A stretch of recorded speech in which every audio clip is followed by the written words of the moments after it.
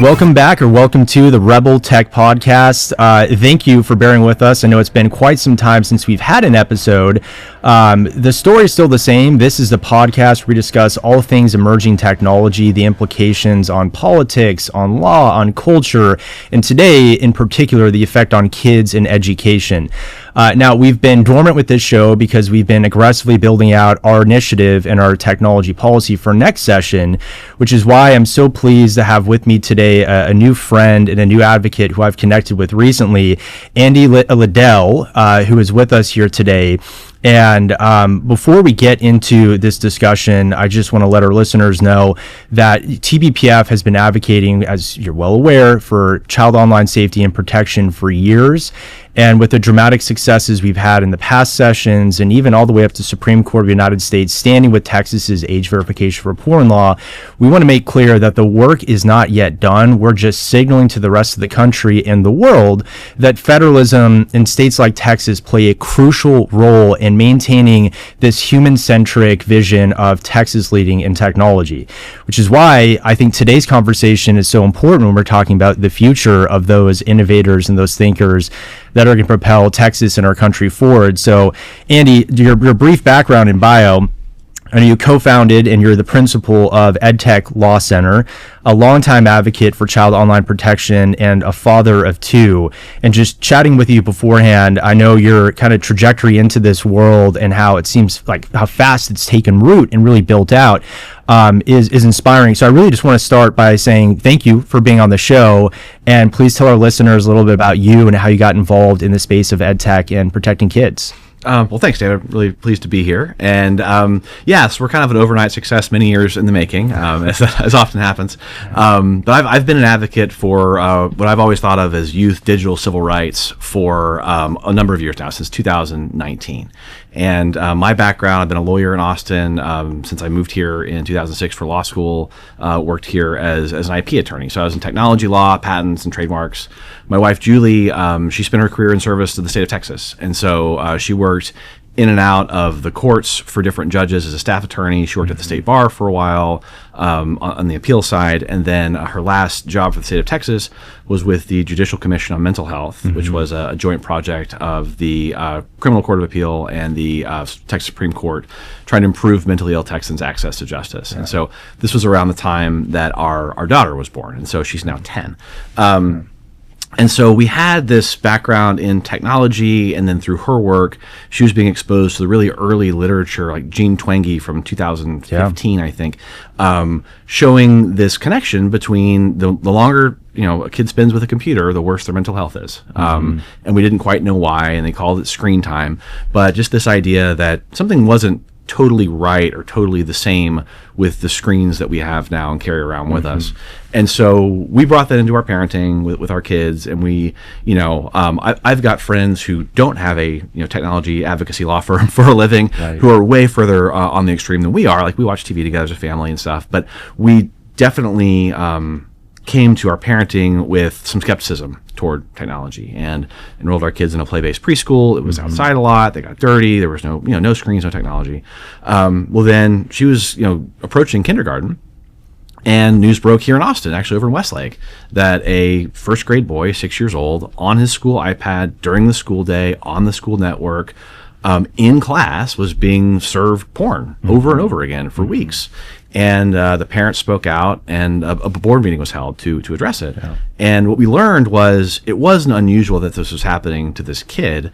What was unusual was that the parents went public with it. And so in conversations with those parents and others, we saw the hostile treatment, frankly, by that administration of that school district toward this family, and this hard line of one-to-one programs are here to stay. EdTech is here to stay, and if you don't like it, you can leave.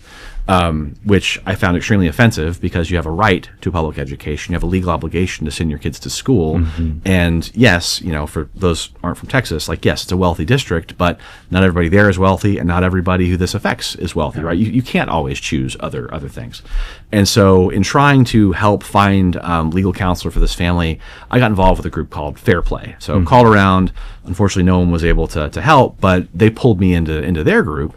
And Fair Play is this great grassroots nationwide activist network of parents, educators, child development experts, some technologists, take no tech money, and it really is about protecting kids from the commercialization of childhood. And so that's, originally their name was the Campaign for Commercial-Free Childhood, and got started, as quaint as it sounds, pushing back on like sugar cereal and cartoons that featured toys that you could then buy, right? Sure. And then now we've turned to these horrific online harms that we can talk about. And so I became involved in the Screens in Schools work group in May of 2019. Okay. And we've done a lot of advocacy, a lot of education. A lot of the cell phone restriction policies are things that grew out of our group's efforts and networking and building this national coalition of parents all across all geographies, across the entire political spectrum. Like, it's a really solid network of people who know what's good for kids and what isn't, and understand the problem. And it's not just the screens writ large. And so that was our work for a long time. The same problems kept occurring. The change wasn't happening fast enough. And so we decided to start this law firm to hold companies more accountable directly in court. Yeah, well, incredible story. And I think that speaks to, this is a grassroots movement that parents, we can talk about the effects of COVID on all this, really exposing this front and center. But oftentimes parents are silent in these discussions, and you have a lot of incentive structures at play. And I want to come back to something you said, which is a hostile treatment of the parents that were dealing with their poor child that was exposed to pornographic content. What, maybe not in that case, but just broadly across the board, when you see those hostilities against parents who are fighting for their kids to not be served porn, what's going on, or how are they being treated in this hostile manner? So, I want to be fair to school leaders, sure, right? That they're being asked to solve the world's problems at school, and they're not being given the resources to do it. And so schools were sold a bill of goods by tech companies, which is, you can buy this thing and you can do more with less. And you might not get more state funding for teachers, but you can raise a bond to buy technology. Right. And so the way you spend money is different, whether you're hiring a teacher or buying technology. And there was this very optimistic moment in time. You think about like 2008, following the financial crisis, and on into the early 2010s, where this idea that, we can be connected, and these social media platforms can be tools for democracy.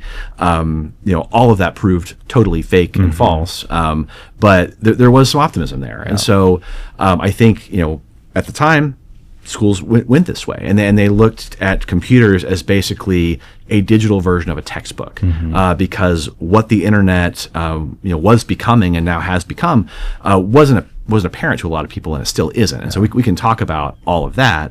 And so also parents complain about all kinds of stuff, right? It's like parents complain constantly. Sure. And so it can be very difficult to separate the the valid complaints from the ones that are overly sensitive or unfair or whatever. And I think just categorically, schools are just kind of desensitized to parents' complaints. And so I don't mean to suggest that like it's bad faith or malice necessarily, which isn't to say I haven't seen some actual really malicious action, but by and large, run of the mill, it's just, I think, a defensive posture that schools and school leadership have been in for many, many years, due to a variety of external factors. Well, I'll just say this up front, and then we can get into the specifics of EdTech and all that. I think it's a very common sense, reasonable stance to take to say taxpayer subsidized tablets serving pornographic content to kids in school is reprehensible and bad, and should really, raise the brows of lawmakers and parents across Texas.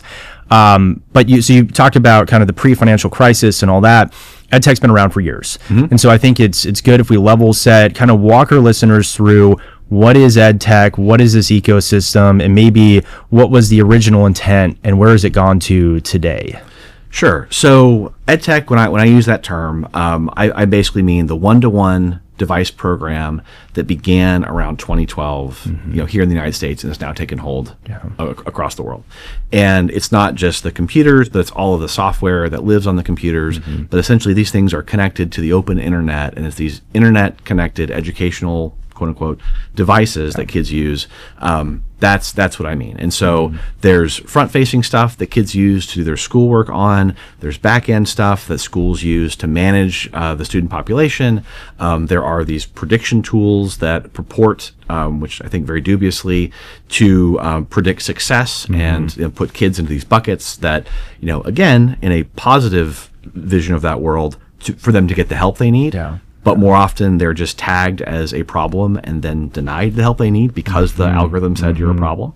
And then you've got, on top of all of this, you've got these surveillance programs that are, manifestly, intentionally surveillance programs or security programs that are designed to monitor what kids do on their computers in an effort to try and keep them safe, to block access to certain websites. But those have their own massive constitutional problems as well, because what you're talking about is perpetual government surveillance of children without any reasonable suspicion of wrongdoing. Yeah. Well, okay, so a lot to unpack here, and a lot to keep you gainfully employed in this, unfortunately, this important career. The predictive analytics, this is new for me. So you're saying, based on software internal to different school districts, this is how, using whether it's AI-driven, sophisticated technology that's a part of this EdTech ecosystem, they're determining who's in the honors program, who's in these different classes. So socioeconomic success is dependent upon algorithms that are opaque. Is that a fair statement? That is a completely fair statement. Okay. Yeah. And so, and we don't know what the metrics are in these algorithms. We don't know anything. They're totally hidden, but they purport to be able to say, well, this kid is not likely to graduate, right? This kid has issues with various behaviors, all these things, right? And so we don't really know what the predictions are. We don't know what's informing the predictions. We don't know whether any of that is fair. But we do know that these companies are offering these things as the gospel truth to schools. Schools are using them, but not just schools are using them, because these companies also claim the right to monetize that information and to trade that information. And everybody says, oh, we don't sell it. We don't do targeted ads. But that leaves out a whole lot of uses of what do you do with this. And then more to the point, law enforcement has gotten its hands on some of these things. And so there's a case out of Pasco County, Florida, where the sheriff's department had partnered with the local school district and tried to use metrics derived at school as evidence of future crime, future criminality, predictive policing. And so there was a lawsuit that went on for many years, was finally resolved just about a year ago in December of 2024, but massive civil rights violations, civil liberties violations of, you're just sending your kid to school. And no one expects the sheriff to show up on your door and start writing tickets. Yeah. So, and civil liability in this case without recourse, barring these lawsuits that are playing out, but also civil liability violations, or civil liberty rather violations that parents don't always have a say in. And I think that's an important part I'd love for you to hit on from your experience and exposure. Is there are laws in some states, at least what I've seen, where there are supposed to be requirements that parents are opting in to certain technological use. So what's the state of how much control do parents have over whether or not their son or daughter is using tech? And is there any recourse if their rights, air quote, for some states are violated in that?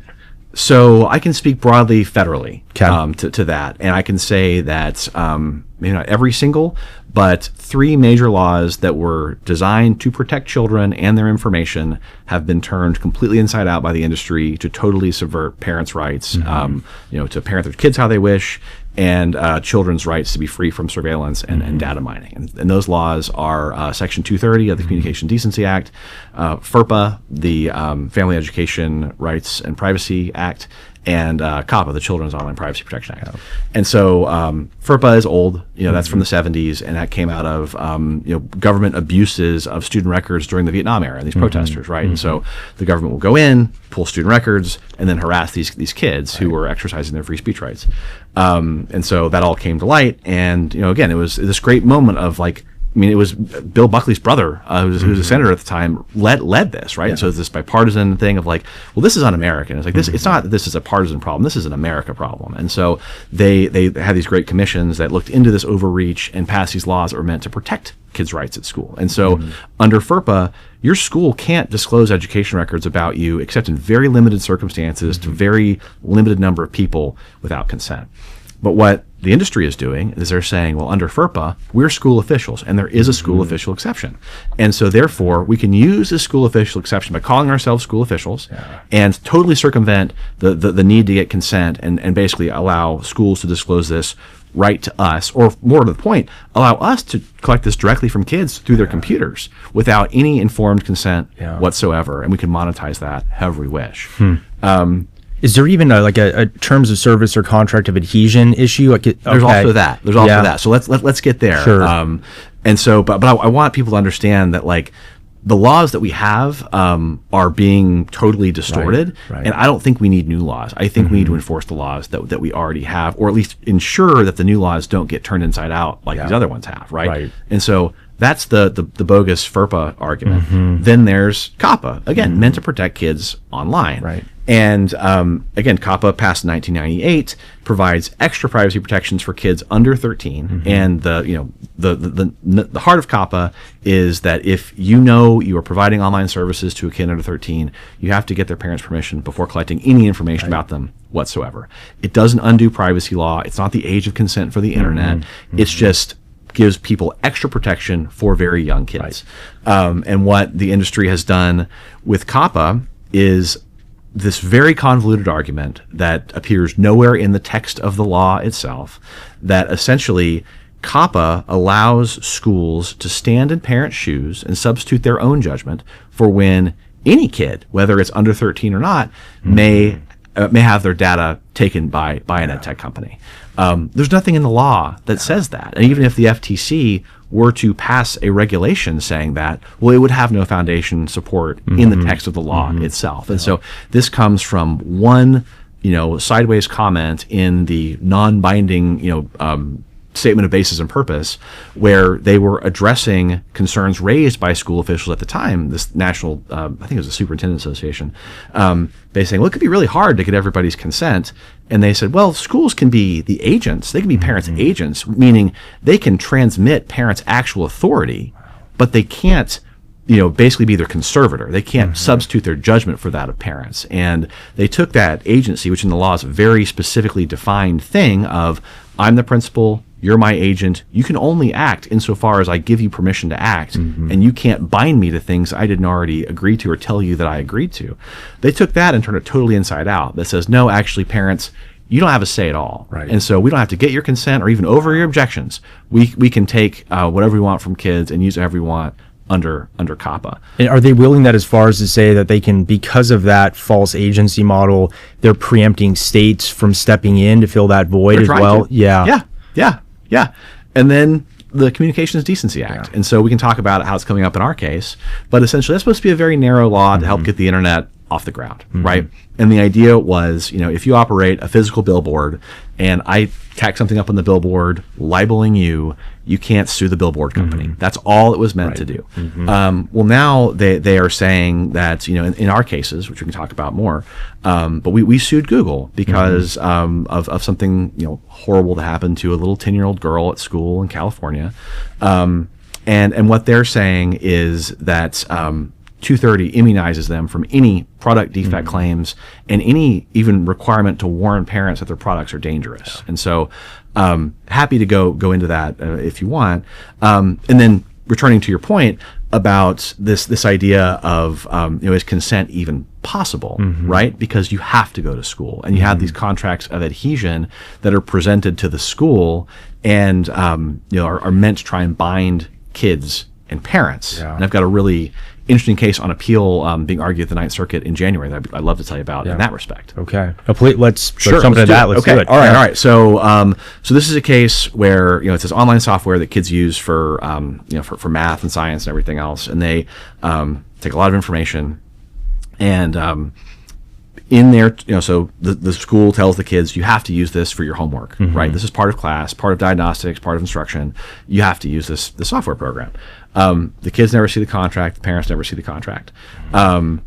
This contract has an arbitration clause in it. And the company is trying to enforce the arbitration clause against my clients, saying that just by using this thing, you've agreed to its terms, or your school is authorized under COPPA to bind you to arbitration, which COPPA says nothing about that. And so we successfully got the FTC under 2 successive administrations. So under Lena Khan, there was a unanimous vote. 5 commissioners filed an amicus brief in our favor into the case at the district court level, saying, the FTC, the federal agency charged with enforcing COPPA does not say what this company is saying that it does. And then we filed our appeal, and then into the appeal under Commissioner Ferguson now. He filed in a unanimous amicus brief in our favor, again, reiterating this does not say what this company says it does. And if you step back and think about like the terrible implications of this, right? That basically by making a kid use a piece of software, you can force them to waive their constitutional right to a jury trial. That's profound. What other rights can we waive? I can imagine a school security company saying, well, most school shootings are done with guns at home.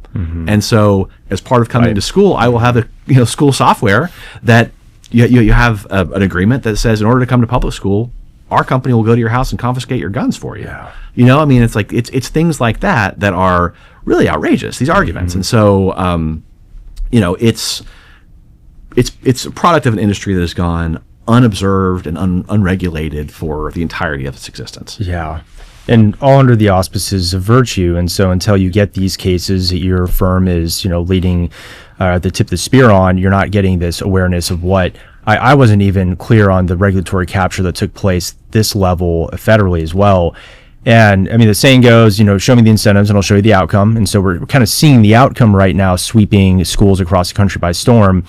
But from your perspective, and perhaps, as much as you need to put on the tinfoil conspiratorial hat, the relationship between big tech and educrats and, whatever stakeholders that are captured in this process, what is this kind of incentive structure looking like? If it's not the outcome of students, reading, writing, and learning better in the classroom, where does it all come down to from your perspective? And go as in the weeds as you want, but just starting high level, and we'll bring it down. Okay, so we'll start very high level with surveillance capitalism. I don't know if that's a term that you're familiar with, but basically the internet that we have now in 2025 is not the internet we had in 1995. It's not even really the internet we had in 2001. And so the idea is, once upon a time, we just exchanged goods and services for money, or other goods and services, right? And the internet came on, and I think the original sin of the internet was not charging people money for stuff and trying to subsidize the entire thing with advertisements. Newspapers for a long time were subsidized with ads, but you also paid a subscription fee. And both of those things were very important. I think they kept things in balance.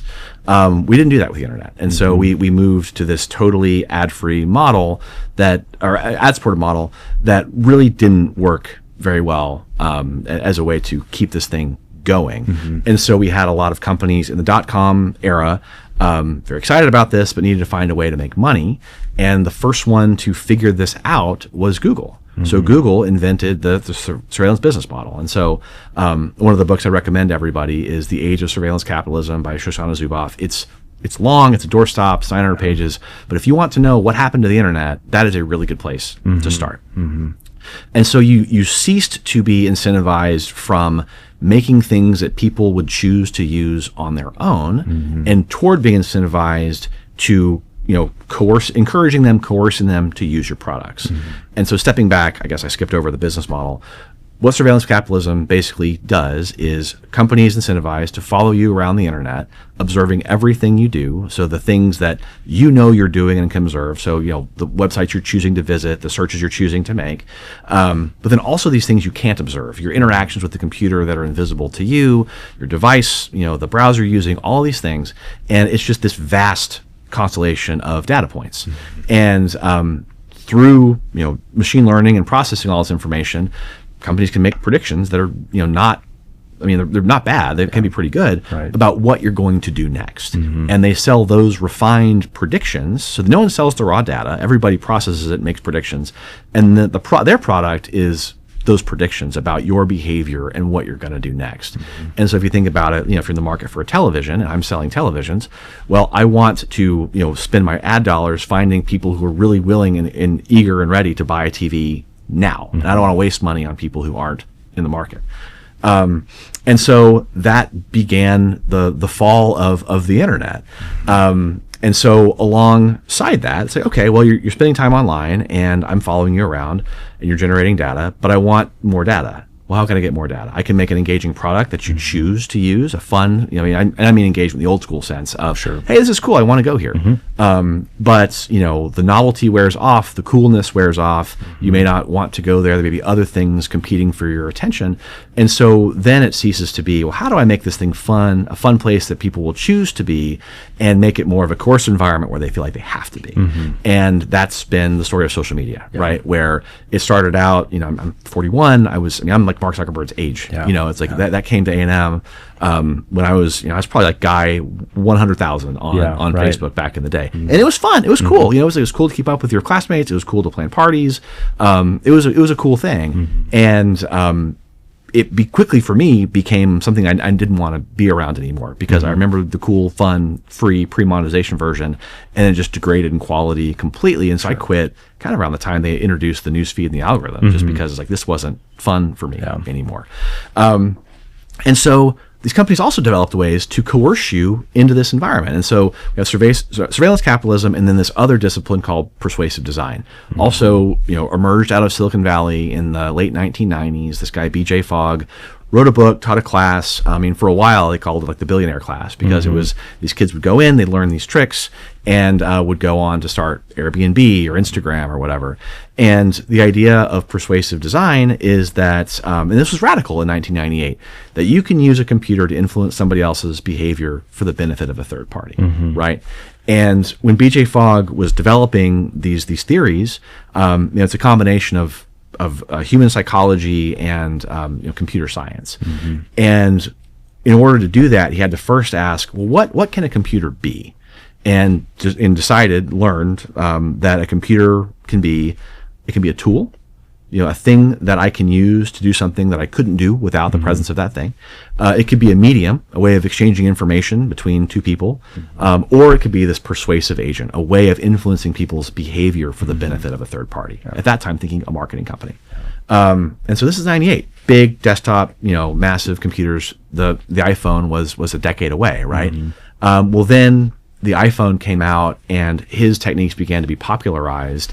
And so by having this thing in your pocket, it could be used to manipulate your behavior. And I'm not saying it's not mind control. It's not deterministic, right? But it is statistical, probabilistic. And so you can, on a large scale, influence some people to do some different things that they wouldn't have done absent your influence. Right. And you can keep people stuck in this ecosystem longer and longer, whether it's by things as seemingly benign as like autoplay or the infinite scroll, but also your friends, like switching costs. These are all things that are kind of part persuasive design, because it acts on your psychology. Well, I don't want to leave my tribe behind. I don't want to leave my friends behind. And so again, it's not mind control, but it is influence and changing people's behavior. And so we now have an internet that is hostile to the human users on the other end, and a business model that is not just one of many possible business models. It is the air we breathe. It's the water we swim in.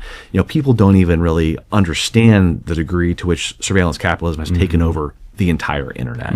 And so it's this idea that users are only there to be mined for their information, and their needs are always secondary to the needs of those who want that information. That's, I think, the root cause of all of this. Yeah. Well, that's the most brilliant diagnosis of the incentive structure for big tech that I've heard thus far, and I've done a lot of these interviews. Of course, with that layout, how did the educrats not see this? How did the folks who, at the end of the day, are responsible for this being infiltrated into our school systems, and maybe what I'll ask you to do is, what's the generous explanation and what's the more cynical one at play? Sure. Well, this is a bipartisan thing, right? Yeah. So the generous explanation, I think, is we had No Child Left Behind under George W. Bush, and again, I think a well-meaning, personally, I think pretty misguided policy of tying school performance to kid performance, right? And I think that totally misapprehends the purpose of education and the what education does for the country, the common good of education, which we can talk about. But then it was just a series of escalations after that of even though we changed administrations, this idea that we must quantify more and more and more of the educational experience, and these machines are really good at that, combined with the false liberatory promise of the internet and the idea of connection in and of itself is a good thing. Well, it is not. Right. But it sounds good, and it's kind of hard to argue that position in the abstract unless you stop and think about it for a little bit. And so, and I do think because of the way schools are funded and the pressures that people are under, when someone comes along and says, here's a thing that will let you do more with less, and you're in a position where you need to do more with less, you listen to them. You listen to them, as I love to say, a healthy person doesn't buy snake oil. And our national education system has been unhealthy for a really long time. And so you have that, and then you have what I would say probably the more cynical side of big tech seeing education as a captive market, because it's very easy to make a sale into a massive school district from people who definitely have fewer resources than you do, don't understand technology as well as you do because you're the one who's making it, and you're not broadcasting all these things you're doing. You're not telling them about surveillance capitalism or persuasive design. And so, so there's information asymmetry, a power asymmetry, a resource asymmetry, because the sales guy for a big tech company, they've got one job. That's to sell stuff. Anybody evaluating technology for a school district has many jobs, and this is only one of them. And, when you think about how difficult it is to make a corporate, sale, right? When you go in and you're matched, and there are, big companies have whole teams of people that evaluate in very, very minute detail the contracts, the products, and everything, and they're actually able to negotiate fairly. Schools don't have that capability, right? And so I think, good intentions more or less on the side of schools, a losing sight of the purpose of education, and then an opportunistic, streak in EdTech, which, again, it's capitalism, right? So it's like I view this, I try and say this very descriptively. I think people hear it as much more of an accusation, but like the job of a company is to make money for its shareholders, right? And some people don't like that. Some people celebrate that. But the point is, like, in America in 2025, that is what they do. And so if you can externalize costs to the public, you do, right? And the things that make you internalize those costs are things like lawsuits and regulations, and we've decided to do that to a number of things in this country over a century of public safety legislation, regulation, and litigation, and so these companies are just sort of following their program. They're just finding a really ripe market for their products. And you can praise that capitalistic driven desire to maximize shareholder value, while also recognizing that if parents can't be the arbiters or agents for their children when contract agreements are made without their involvement, that there isn't that transaction that we normally see and is evinced in that marketplace. And I know that's part of the challenge, and because there's so many directions we can take this, I want to make sure we get to this though, which is the evolution of EdTech in all of its different forms. And we could probably talk for hours about the old computer lab modality, which had a lot of merits to it. And, the more we get deeper into the discussion of national security as it relates to how are we educating our children such that we can beat China in the AI race, and quantum computing, goes on and on and on. And the more I get involved in tech policy, the more it's coming back to national security, even here in Texas. And that's ever clearer with the huge meteoric rise of AI. And we're seeing even, all the way from the White House discussions down to the state level, how do we equip students as young as first, second, third grade with the knowledge and sophistication to interact with these technologies like AI, chatbots, Gen AI, and so on, so that they can be upskilled to compete with, our Chinese counterparts. What is this push for AI in the classroom looking like now? And maybe what's, I'm going to challenge you. What's a good application of AI in the classroom? And what's maybe the bad application that you fear we might be headed toward? Okay, let's put a pin in a good application. Okay.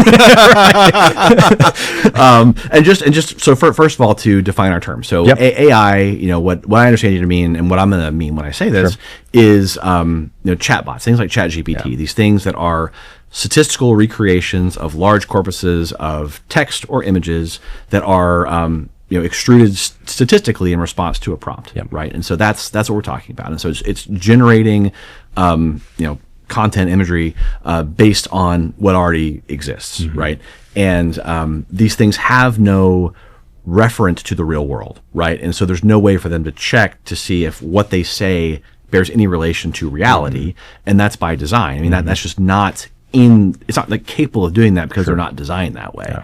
And so what the industry likes to call hallucinations, well, it's like there's no hallucinations in the eye of the beholder, right? Because only a person with a model of the world and understanding what facts are, or how language should be used, or how many loaves of bread are in the picture, whatever it is, only that person can decide whether it's true or false, whether it's hallucinating or not, right? And so these things are fundamentally incompatible with kids in class. And I think because there is no ability for them to be true or not, right? And so the same reason that we go through an extensive curriculum review process and extensive teacher credentialing process, because not just anyone has a right to go into a school and give information. Not anyone has a right to go into a classroom and talk to kids. These companies have no business being there, right? I mean, just imagine a guy coming off the street just saying whatever he wants to say about whatever he thinks. Like, well, that's pretty poor model for education and very, very dangerous. And so these models will never be good for kids and never be good for class. And we can talk about the harmful pathway. And so I'm close colleagues with a couple of amazing lawyers and law firms, the Social Media Victims Law Center, and the Tech Justice Law Project. And just today, this is November 7th, filed 7 lawsuits against ChatGPT over death and psychosis. So these things encouraging kids to kill themselves, and they do, leading people in these delusions that tear their families apart. And the challenge with these things is that they're just simply not designed for the benefit of the human on the other end, and they never will be. And in almost every case I've read, and I've read just about every case where this has happened, where somebody is subjected to self-harm or suicide, harming somebody else, is they started using it benignly. They started using it, I need help with my math homework. I want to figure out how to build a deck, and then over time, because of the way it was designed, ChatGPT is its own persuasive design. That interface is a persuasive design. This illusion of personality and intention behind this statistical model, that's a persuasive design, because it's really, really easy to walk away from a phone book. It's really hard to walk away from a friend, right? And that's what they're trying to do with all of this is, increase the type of information that they're getting from you, and do it in these ways that are ever more manipulative of your behavior. And so, for me, it's surveillance capitalism all the way down. It's persuasive design all the way down, right? And even if they're not, selling that user information now, they're certainly using it to train their models. And so I would say no existing AI products right now are okay for use in the classroom, and that's leaving aside the fact that it's built on stolen information, which, as an intellectual property lawyer, is very offensive to me. And copyright is in the Constitution for a reason, right? I mean, it was a very important thing that the founders saw, Thomas Jefferson specifically, that this was a way to both guarantee culture for the country and a living for the people who make it, right? It was both. It was a jobs program, and it was also a culture creation, knowledge creation program. And when you steal that knowledge from people and deny them the ability to make a living, then we all suffer. And AI does that too. Never mind its harms to the environment, the pollution, the fact that it requires only clean drinking water to run. And so you've got villages of people that are running out of water. And never mind that it's trained on human reinforced learning. And so that there's a bunch of people behind the scenes that you never even see that are subjected to the worst stuff that even they are trying not to show you. Well, a bunch of people in Colombia are, and a bunch of people in Kenya are. And it's like, well, if I would want my kid to have that job, then I'm not going to use this because it harms those people. And so categorically against this type of chat-based generative AI that Sam Altman is pushing. Having said that, there are potential positive uses for things that are close to ChatGPT, and a lot of I'll show all the books at the end, but this is not my original reporting, but Karen Howe is a reporter for MIT Technology Review, has done amazing reporting on all this, and she told a story of a couple of language researchers who were of Polynesian descent. I think one was from New Zealand, one was from Hawaii, and languages are in danger of disappearing. And so what these researchers did, I mean, they both came from the community, but they also wanted to preserve this dying language. So they went to the people in the community and they asked them, first of all, they got their consent. Is this something you want? And they said yes. And then they said, okay, well, we're going to find a way to preserve your language using these language models. And so they recorded a number of interviews, but not a ton. I mean, we're talking about hundreds of hours, not literally the entire internet plus all that stuff that's not on the internet that ChatGPT needs to run.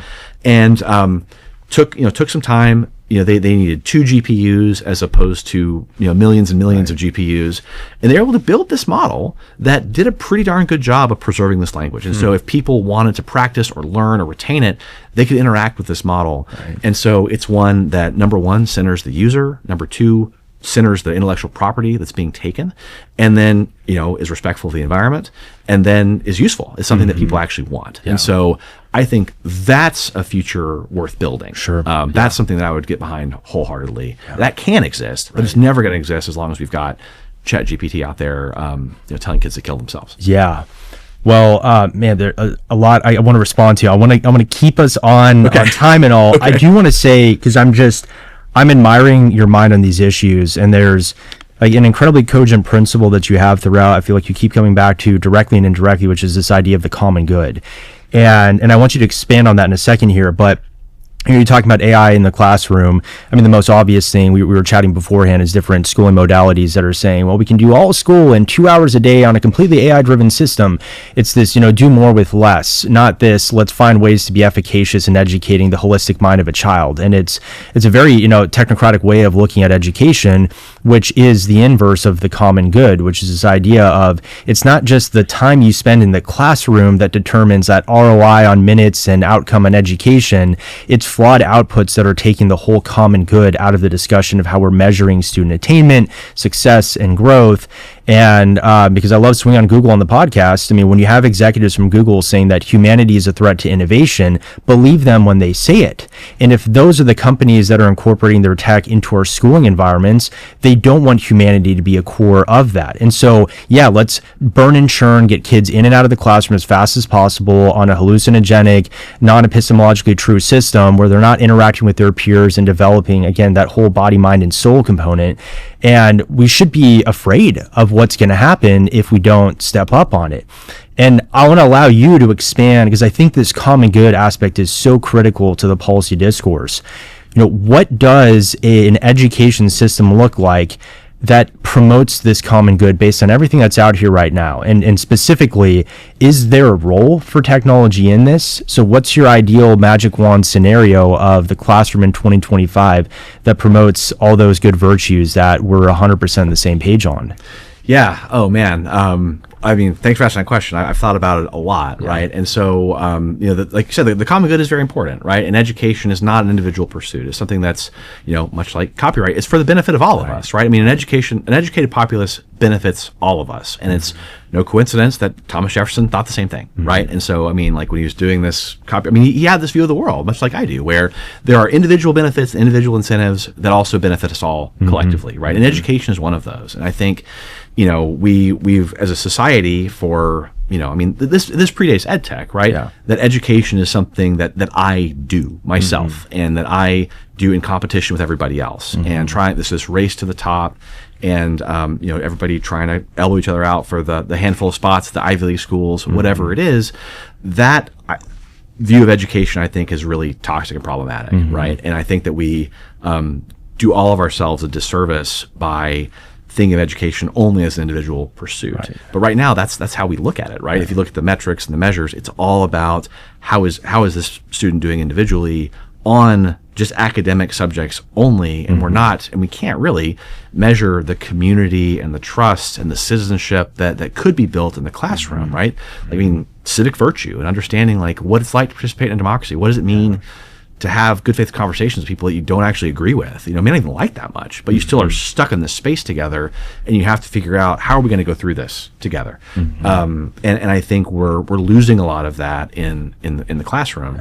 And so, I mean, in a very narrow policy sense when it comes to tech, I think a return to a computer lab is by far the best solution we can have, because kids need to know about technology. Adults need to know about technology. I mean, there's a lot of people who know nothing about the internet, and the stuff that that we talked about, up to now, is probably going to come as a surprise to some people listening to this. Of like, I didn't even know anything about surveillance capitalism or persuasive design. I mean, I talk to policymakers relatively frequently, and they're still blind to this. They don't really quite understand what it is, and that the internet is not some fixed object or some place you can visit. It is a construct that changes over time with the incentive structure of the companies that make it and gatekeep it. And so going back to a computer lab model would allow computers to be used, once again, only as tools, right? And think about that BJ Fogg came up with, that framework of tool, media, and persuasive agent. Well, persuasive agents have no role in school. We should not be manipulating kids' behavior secretly without their knowledge or consent.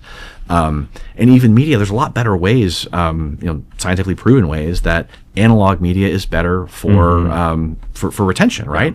And I think a lot of that is, it's hard to tease out, because all the experiments are done where digital media is online media is surveillance capitalist media right now, right? And so when companies are incentivized to direct your attention where it makes them money, then of course it's going to be hard to pay attention. And so it's it's possible to think about some computing device or digital device that is intentionally designed to focus your attention and keep you focused.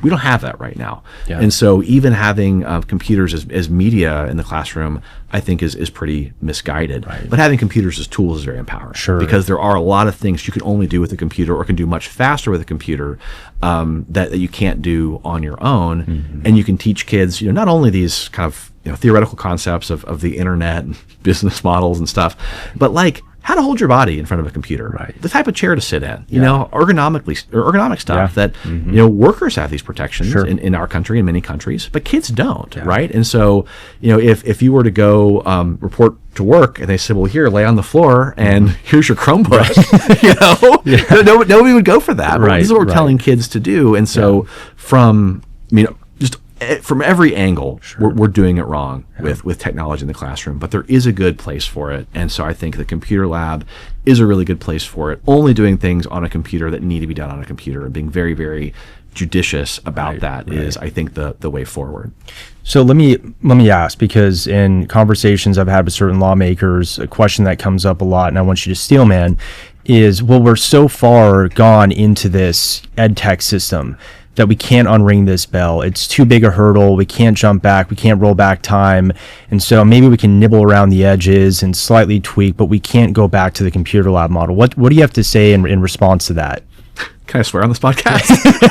I don't know. Can we bleep out? I don't know what to find out. I have another trademark phrase. It's loser stuff. That's loser stuff. Right. Yeah. Where, it's like, slavery was pretty entrenched. That was a pretty entrenched business model in this country for a long time, right? And we were able to rid ourselves of that evil. Nazi Germany took over most of Europe, and we were able to rid ourselves of that evil. I think that we can, think about technology in the classroom a different way, and I mean, think of this hostile business model as its own evil, right? I mean, if all these companies are out there to do is suck out your life from you without your knowledge or consent, that's evil. That's wrong. That's not what we should be doing. It's not empowering. It's not, it's not promoting the common good. And so I would say, vacate your position. Make room for somebody who has the guts for this fight. Because that is just such loser stuff that it's embarrassing. And so and I tell them that to their face. I don't doubt it. I mean, this is one of those issues where again, for me, technology policy, that's always been what I focus on the most. And so this whole EdTech world, it's revealing to me. I mean, we're no stranger to fights here at TVPF. I mean, we've fought 15 lobbyists hired by Google and Apple to kill some of our kids' safety bills, and $1 million ad campaigns. You're dealing with not just those entrenched incumbents, but folks in all different manner of industries that are working together, back to your point, to persuade and really surreptitiously push the minds of our kids in a direction that's toward them and godlessness and immorality, whatever it might be, away from that which we're striving for. I mean, this is a highly cohesive and strategic coalition of folks. And so maybe this is a good time as we look to close here. What kind of intellectual ammunition would you give to folks out there who want to be a part of this fight, who maybe don't know where to start? Do you have recommendations for reads or places they can get plugged in? Because we're going to need all the help we can get in this fight. Sure. So, I mean, I think, knowledge is power, right? Knowledge is power, and there's a dark side to that. Knowledge is power, and they have total knowledge of us, and we have no knowledge of them. And so I did bring a number of books that I will share, and I have read all of these. And so, the first one, as I referred to many times, is The Age of Surveillance Capitalism. And this is one that, came out in 2019. It's an amazing book. And it's worth a read. It's a long read, but it's something that if you want, we should all have a working knowledge of this, right? Like we all need to know how this works, or at least be able to shorthand it like E equals MC squared, right? Where it's like, okay, there's some new fundamental principle that at work here that we all need to be aware of. Professor Zuboff explains it in exquisite detail, and it's really, I think, very important to have just a working understanding of what are we even talking about here? What are we even trying to regulate? What's the nature of this thing? Because I think people still don't quite understand that. And then with respect to AI, there's a number of other amazing books that approach it from different ways. And so the first one that I'd recommend everyone read is the AI Con, which is written by AI researchers and who used to work for Google. And they're the ones that really help me understand exactly how these AI models work and how they will never be a replacement for humans because they have no external world to refer to. And so it's funny, it's short. They've got a good podcast as well called Mr. AI Hype Theater 3000. I don't know. It's very funny. Okay. And so it's a good read. They're amazing people doing amazing work. And so Emily Bender and Alex Hanna, highly recommend. The next is Empire of AI, Karen Howe. So I referenced her work in the story of the language preserving language model.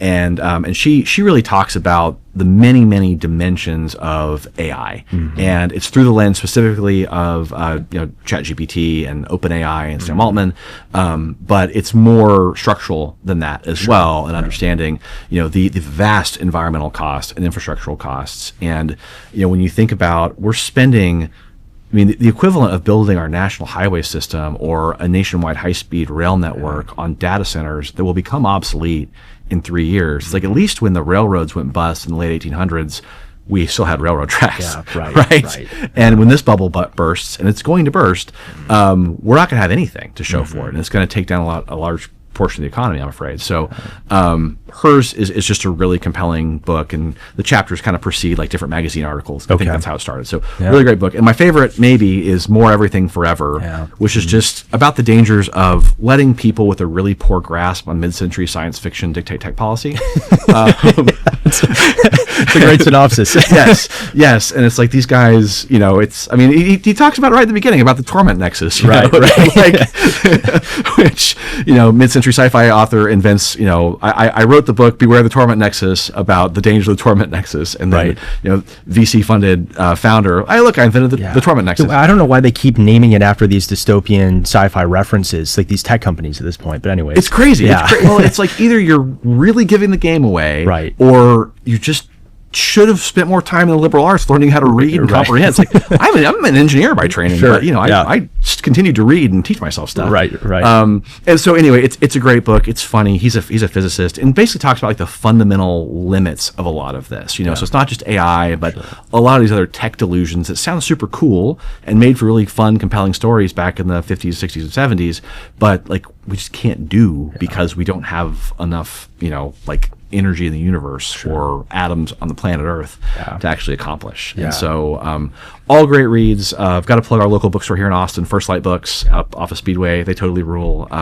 Going back to analog media has been something that personally has allowed me to do this job. It's like I got off social media 11 or 12 years ago. Good for you. And I spend my time reading books, reading newspapers, just engaging in the analog way with stuff. And it's a healthier, happier way to live, and gave us the ammo to start this law firm. Well, normally the last question I ask is, what's your Twitter handle for folks to find you? But I'll ask for the EdTech Law Center, for listeners who want to learn more about your work or follow some of your ongoing suits, direct them where they can find that information. It's very easy. It's edtech.law. Great. And so we were that early to this that we got a good domain name. And edtech.law. And we do keep a running list of most of our cases there, so you can follow along. And there's a contact form. And so we didn't really talk too much about our work. But we represent families whose kids have gotten hurt at school. And so if your kid's been hurt at school by their school device, whether they've been bullied or sexually victimized or exposed to inappropriate content, especially at a young age, porn or ultraviolence. These are all things we can help with. And so you can reach out. We are a consumer protection, contingency fee firm. And so you don't pay out of pocket. We only get paid if we win. We don't want any of this justice to be out of reach of anybody. And so come to us. Also, if there are platforms that your kids are using that you just find irritating and obnoxious, well, they're probably that way because they're violating your kids' privacy rights. So come to us for that too. We are absolutely here to help and excited to talk to anybody who wants to talk to us. Yeah. Well, Andy, thank you for being the man in the arena on this. We need more folks who are this dedicated, intelligent, and passionate about this. So thanks for all the work you do, and looking forward to fruitful partnership. We have plenty more conversations to come, so I'm looking forward to all those. Beautiful. Thanks so much, David. I appreciate it. Thank you.